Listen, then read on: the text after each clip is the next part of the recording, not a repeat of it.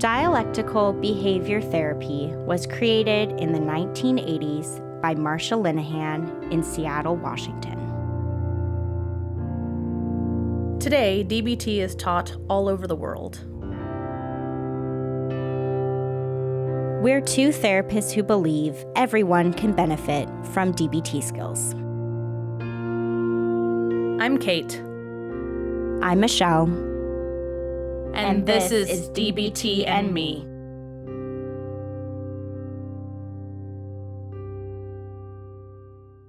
Hello, everybody. Hello. Welcome to our 59th Q&A episode.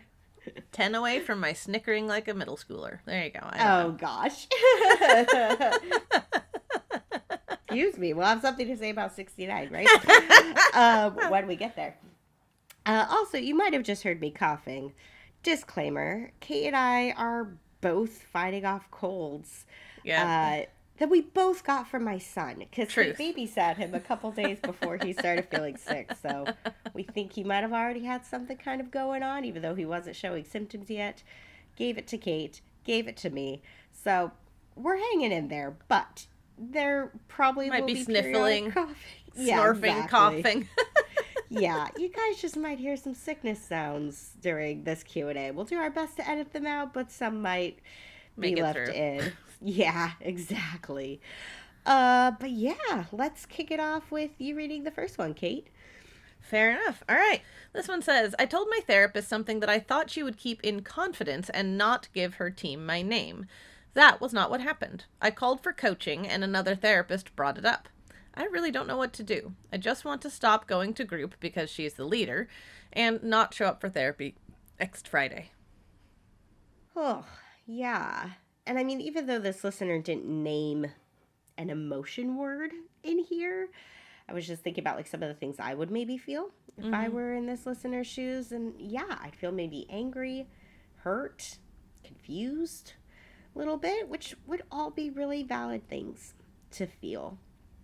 And even though I understand that urge to just avoid it, to not go to therapy, not go to group, this is actually a really good thing to bring up with your therapist. I think anytime, I will just say this as a general rule of thumb to everybody listening, anytime your therapist does something, big, small, I don't care, does something that doesn't sit well with you, please tell them. Please let them know, because it gives an opportunity for you to maybe do something differently than you normally would with other people in your life. And hopefully your therapist will be a safe, supportive space for you to work through what repairing from that thing is going to look like. So, yeah, tell her. And then I would say, in telling her, this is an awfully good situation for dear man.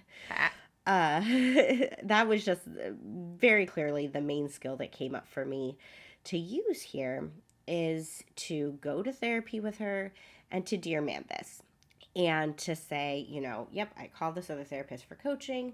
Then this therapist said something that I had said to you, and I thought it was going to be kept in confidence, and this is how I felt. And I want to figure out a way for us to move forward so that I can trust you again, because I feel like trust has been broken now. The other thing, this is like very much on a practical level that I was also thinking about, is that it may be that you need to get some clarity about what the policies are related to what is shared with other team members. So, there are programs, DBT programs, where, again, there are maybe different therapists who are, kind of the on-call therapist for coaching. If people need the 24-hour coaching that's available as part of a gold standard program.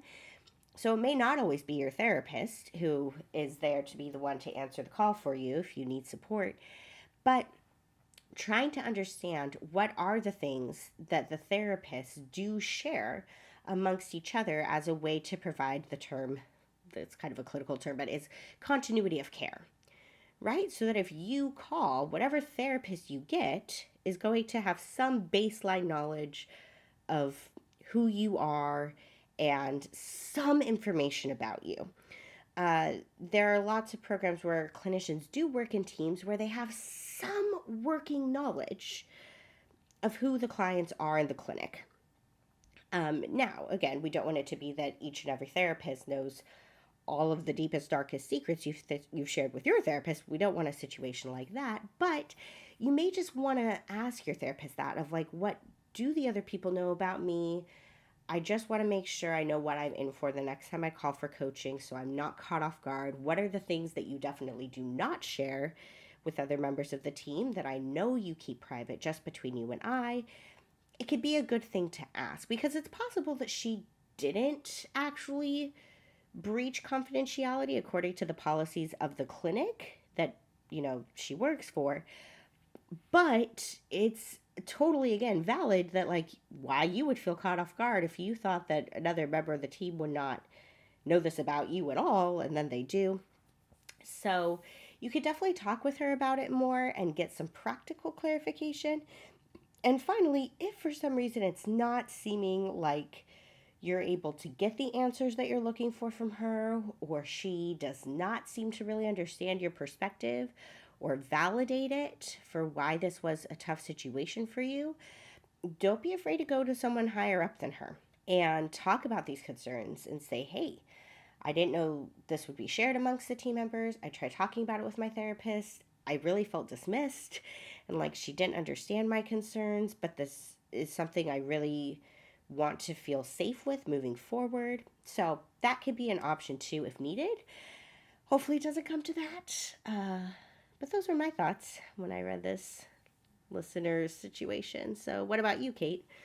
Well, I'm half tempted, tongue-in-cheek, to just say what Michelle said. Right, like, all of that is fantastic, right? Advice and insight, I guess I would say. I would add to that you might do some check the facts, especially checking out what the catastrophe is and what the threat is. Maybe this isn't true for this listener at all, but I will just say for myself, if I were having a big emotional reaction to something like this, I would want to check out the story I was telling myself about it, right? Like, I might be having a very different response to the idea of, for instance, well, my therapist said something about me that I wasn't expecting her to say because she was trying to make sure that other team members were, prepared to take the best care of me if possible, right? Like, that's one motivation you might ascribe in your mind. A very different emotional response if I was telling myself the story of my therapist broke confidence without thinking about it, like disrespecting me, or my therapist even broke confidence to disrespect me, right? Like, how you're telling the story about the motivation for your therapist, where she was coming from, why she did what she did, could be doing a lot to impact your emotional response to the situation. So you might benefit from doing some check the facts and seeing if the story that you're telling yourself is really having a lot to do with the impact that this is having. I, of course, super triple down on Echo bringing it up to the therapist. Right, Michelle got that exactly right. Please give us a chance to model what repairing from a rupture looks like, right? And give us the chance to get to know you better and behave differently in the future. So definitely would echo that. And last but not least, skill-wise, it sounds like you're just really quite distressed, hurt, upset. And so I would throw in some self-soothing. It's a situation you can't change. It's something that's already happened. So best to just take care of yourself, and some self-soothing might be nice to help you feel a little bit better. I realized looking at this next one, because the one we just read about was when somebody needed to call for coaching. This next one actually is kind of along the same lines about what do you do when it's tough? Fair. So, this one says, how do I get myself to call my therapist for coaching when I need it? I'm not in a formal DBT program, but my therapist is trained in DBT and incorporates it into our work together. And one thing she has offered / keeps offering is for me to call her when things get really bad. But I can't get myself to call her. She has her own life to live outside of business hours. So when I'm struggling at like 11 p.m. on a Tuesday or anytime on a weekend, I just can't bring myself to reach out. I relapsed this week and I sent her an email about it after the fact. And like always, she was kind and compassionate, so we would talk more about it at our next session, and reminded and encouraged me to call her if or when I get to that point again. But I don't know how to get myself to make that call. Any tips? Was it hard for anyone else to use the crisis coaching part of DBT? Yes. Post in the Facebook group there. Yeah. I like this one. First of all, I just want to validate the listeners' feelings a bunch and say I empathize. I can also struggle to reach out to various and sundry resources or supports at times when I could most use them for similar kinds of thoughts as you describe in your post. So definitely understand that. A couple of different thoughts. One, for straight up DBT skills, this is a perfect place for opposite action, right? Your urge is to wait, right? Is to not reach out, not to, to isolate, to withdraw, to keep it to yourself, right? To not talk to your therapist. So opposite action, great opportunity to put that into play, right? To get yourself to reach out for the coaching. And if, speaking of check the facts, as I was talking about in the last one, I would also say that this might be a good place to do some checking the facts. Some of what Michelle is going to talk about in her section, I think, might come more into the picture if you open up some space in your thought process by doing check the facts. Michelle's going to go into this too, but I'm just going to phrase it the way that I do when I'm talking to clients about this kind of idea, which is that it is neither your job nor your right to set someone else's boundaries for them, right? Ideally, you trust your therapist. You trust her to set her own boundaries, right, for her life. So Michelle's going to go into that more, but just I think we often think like we're trying to be kind to other people when we're trying to not like burden them or like impinge in their life, right? And we're not actually respecting them by doing that. We're really disrespecting their autonomy, right? By not giving them the opportunity to set their boundaries where they want to set them for themselves. And then my last thought is just to do your best to not shame yourself about it when you don't reach out. One of the fun things about shame is how it makes us avoid stuff. And annoyingly, if you shame yourself about not reaching out, rather than being more likely to reach out, you're even less likely to reach out because you don't even want to think about reaching out because the thought of reaching out is now associated with the emotion of shame. Yay! So, oftentimes when we try and shame ourselves out of some particular behavior, or into one, really either way, we're just actually making it more likely that the opposite will occur. So do your best to be compassionate to yourself when you fall short of your goals here. Try some check the facts and opposite action. Yeah, great skill suggestions. I just thought, with this one, it might be helpful to share as a therapist how it feels when clients do reach out to us in between sessions, because I think people make the assumption, very much like this listener did, which is that like my therapist says this to me, right? They say to reach out, but they don't actually want me to. So I just want to speak to that a little bit. As Kate said, it is up to your therapist to set her own boundaries. Every therapist, and also, again, if you're listening to this and you're in therapy and you're like, I don't actually know my therapist's hours of availability outside of session, ask them. It should have been told to you, hopefully in like an early session. It should be down in writing, like any informed consent paperwork you signed. But if you don't remember, or if your therapist has not ever mentioned it to you, ask them. Say, if I were to reach out to you outside of session, when are the days and times that you're available for me to do that? And what are the days and times where you are not available? I have heard stories of some therapists who will answer the call for clients at like 2 a.m, but by and large, what most therapists have in place is that they do. They have times where they're available and times that they're not. Like for myself, I've told clients I'm available Monday through Friday, 9 to 6. So they know, hey, if you call me at 3 p.m. on a Saturday afternoon, I'm not going to get back to you till Monday morning, right? So make sure you know what those hours are for your therapist. And if you contact her at a time that's not convenient for her, even if it is within her hours of availability, it's up to her to get back to you when it works for her. If you happen to call at a time that is like super, super inconvenient, that is not your fault. You cannot read her mind to know what she is doing at any given moment of the day. It's up to her to be like, oh, so-and-so's calling me. Now's not really a great time for me to answer. I'm going to call her back in 2 hours. That is your therapist's work, not yours.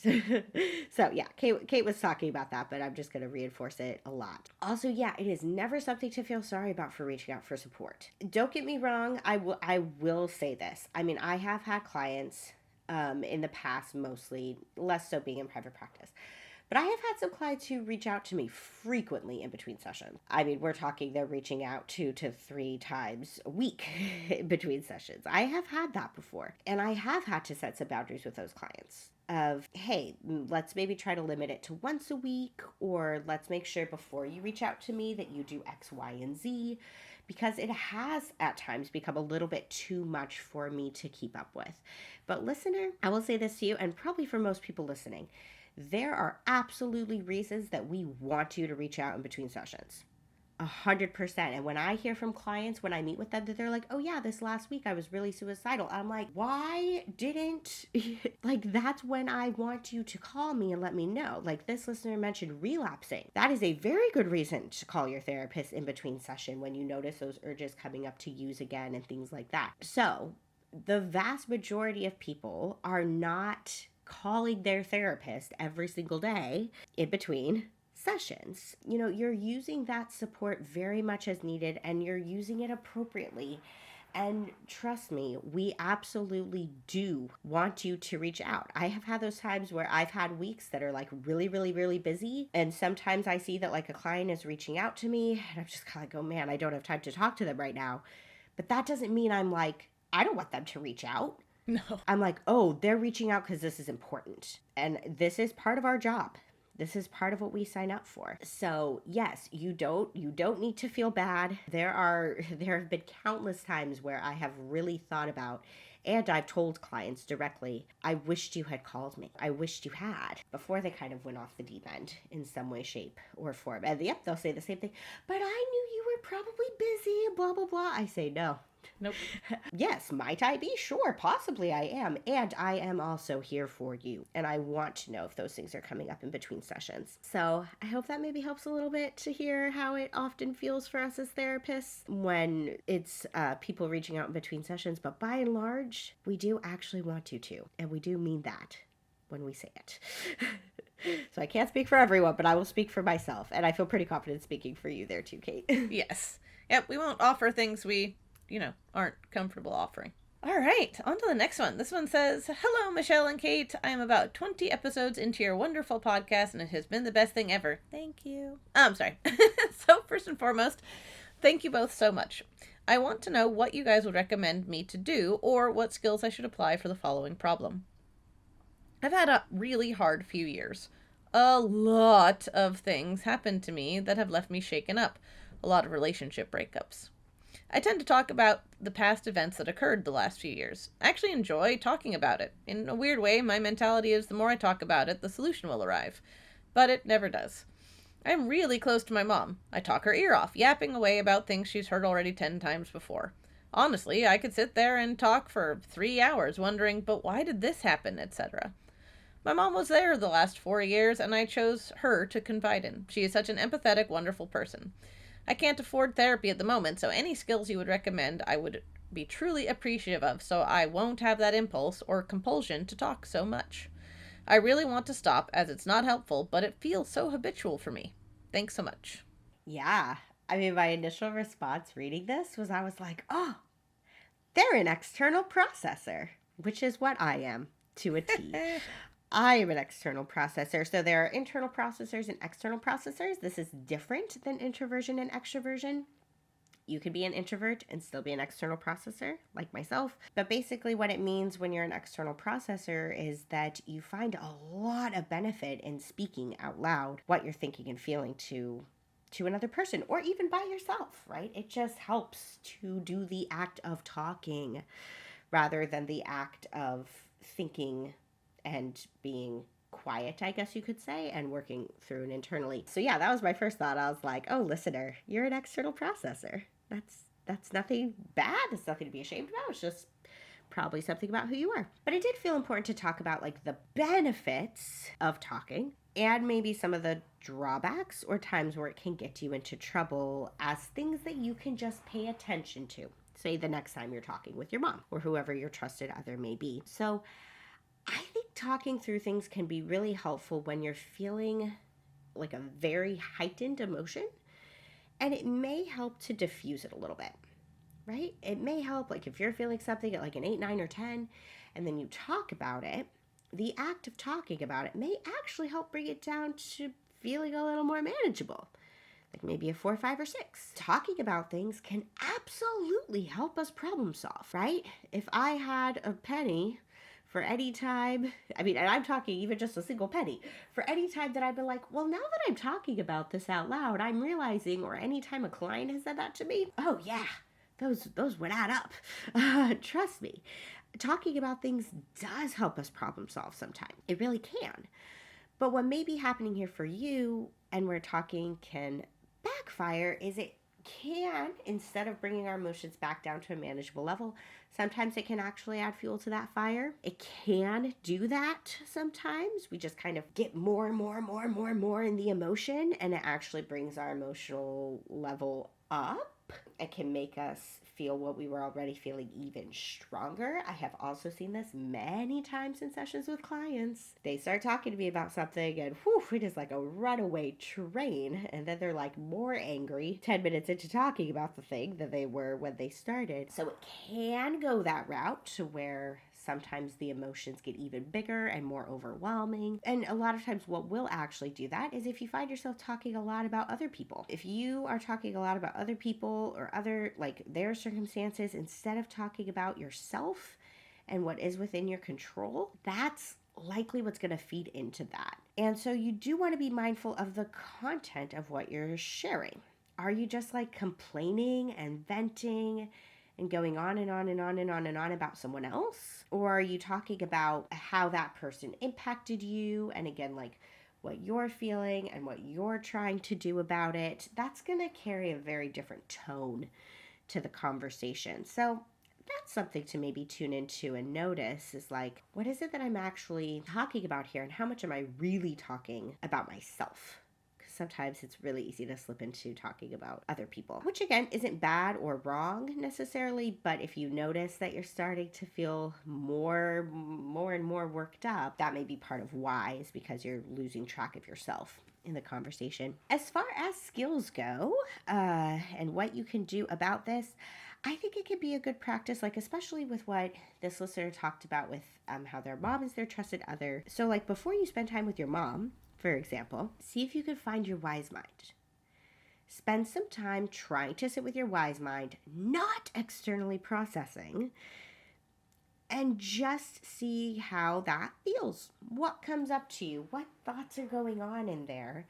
And how can you try to make sure that you are in a wise mind state before you start sharing with your trusted other?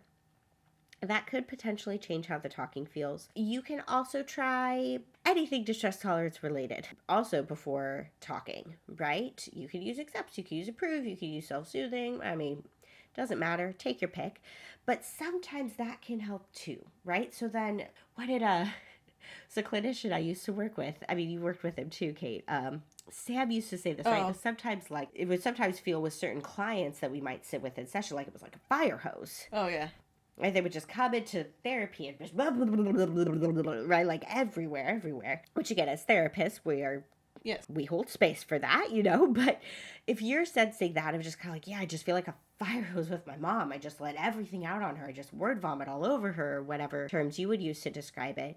You could also try some distress tolerance skills before you talk with her and see too if that kind of brings your emotion, whatever you're feeling about the past, whatever you might want to talk about, down to a more manageable level. So sit with your wise mind or do some distress tolerance, I would say, the next time before you see your mom, and see if that changes how the talking feels for you. That would be my suggestion. I like that. I also like the congratulations, you're an external processor, right? By and large, yeah. I agree, right? There's not necessarily anything wrong with it, but just going with the listener's desire to do things differently. A few of the ideas I had were, one, if your mom is up for it and you're up for it, right? You both have to be feeling like it's a thing you could engage in with good feelings. You might invite your mom to gently point out when you have wandered onto topics that you're trying to avoid, right? Like when some of those old 10 times over conversations are coming to the foreground, right? Your mom might be able to be like,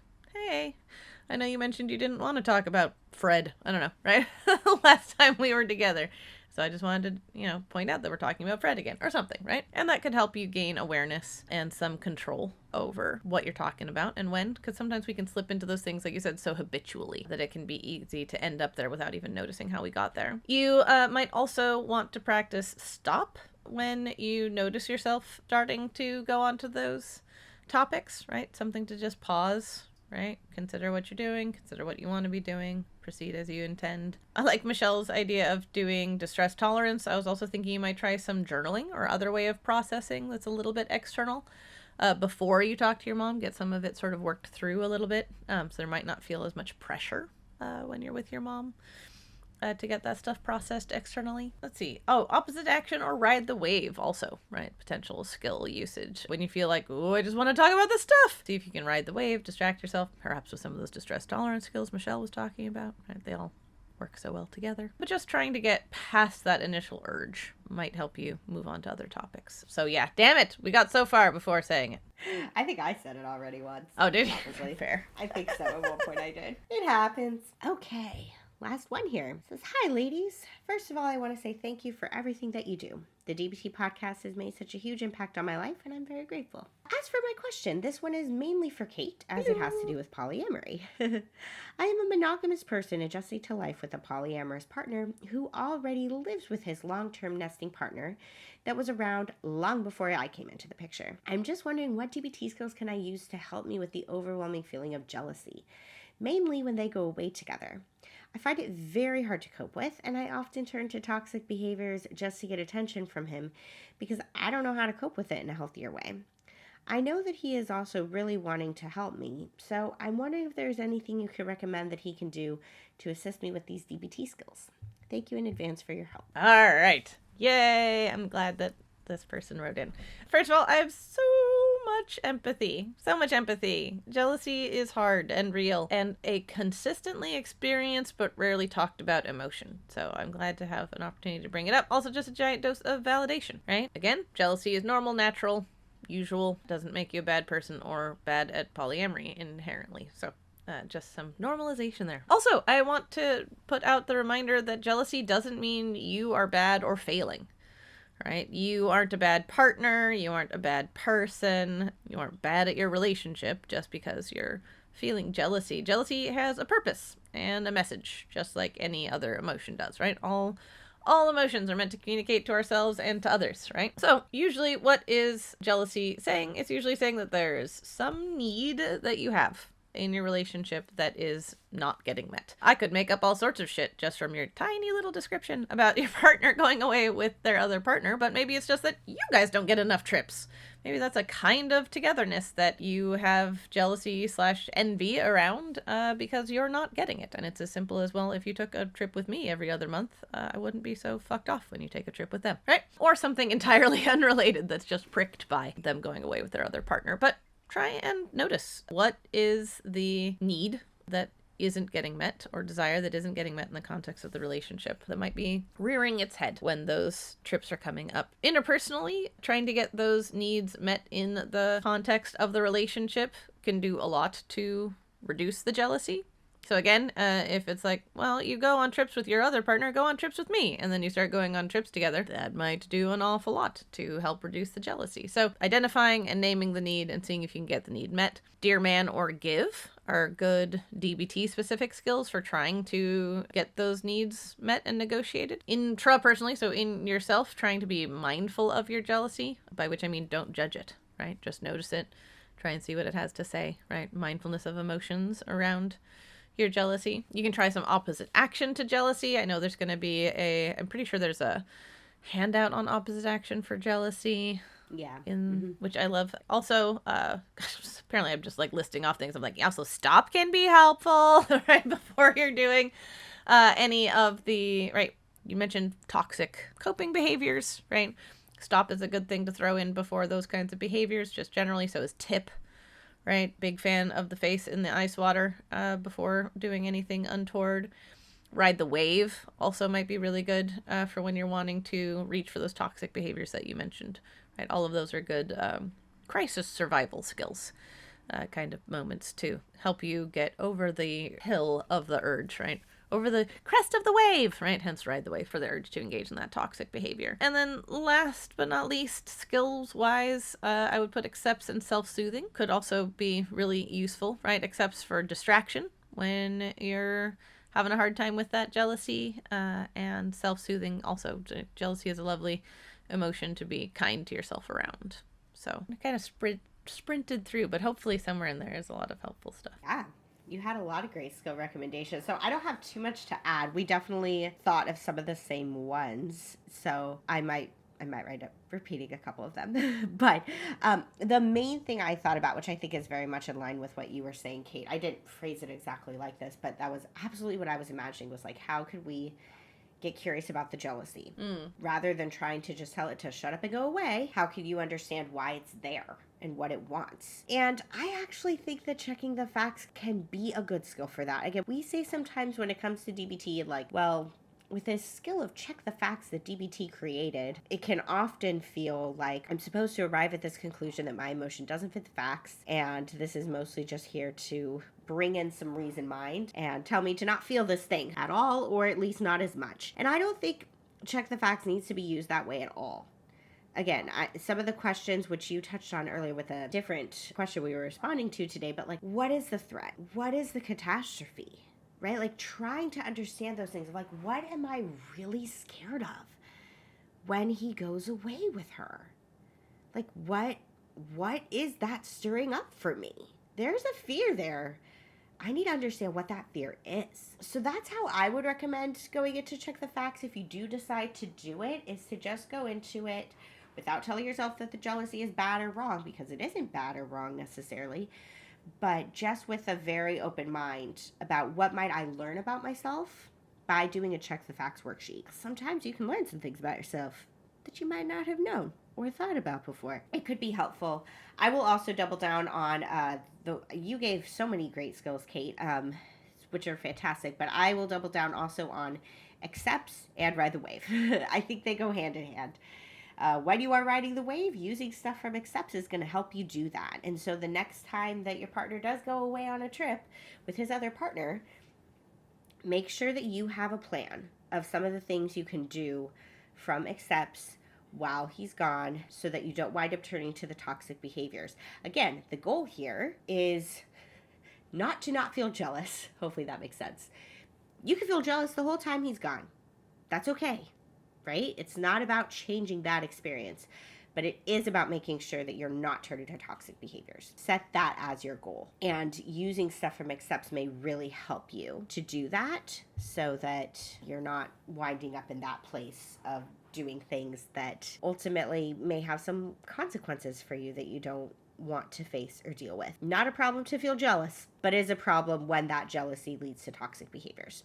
So accepts may give you some other things to do as you ride the wave of that jealousy. That will hopefully help, is what I was thinking. Also realizing that neither one of us spoke directly to how the partner can help. And I would say just mostly by being able to name skills that you find most helpful, right? So if you're like, oh, right, accepts is the key to everything, I need to be reminded to use accepts. Or if you really love self-soothing, maybe you could let your partner know what your like biggest self-soothing item is. And they, you know, when he sees that you're upset, he could be like, hey, where's your vanilla scented lotion? I don't know, right? Like to use, right? So mostly about letting him in on what the specific skills are that you find the most useful, and telling him how he can best remind you of them in a way that it's going to feel supportive to you, as opposed to like you're being called out and told what you need to do better, right? We're all going to have our own way that we can best hear things. So sure. Just while you were talking, I realized neither one of us had spoken to that part. Whoops. Yeah, no, that's true. That was a big question they asked of like, you know, my partner wants to help. How can they help me? Yep. Yeah. I'll also talk on just real quick too there, like anytime that they're going to be going away on a trip, maybe the two of you come up with like, what's something we're going to do to connect before the trip, and what's something we're going to do to connect after the trip. Yeah, good idea. Totally makes sense that maybe during the trip contact is going to be minimal to none. It makes sense since he's with another partner and focusing on that relationship. But yeah, if you guys can come up with something before and after to do together as a couple that's going to help you feel close, that could be good too. I like it. Good suggestion. All right. I'm glad we're going to be done being sick sometime soon here, Hopefully. Michelle. That wraps up Q&A number 59. So if you want to be in a future Q&A, go ahead and either contribute to the Facebook group or send us an email at dbtmepodcast@gmail.com, and we will both respond to you there, and eventually it will end up on the air. So till next time. All right. Thanks, everyone. Bye. Thanks, everyone. To learn more about us and the DBT skills we're teaching each week, join our Facebook group. Simply log in to your Facebook profile and search for DBT and Me Podcast.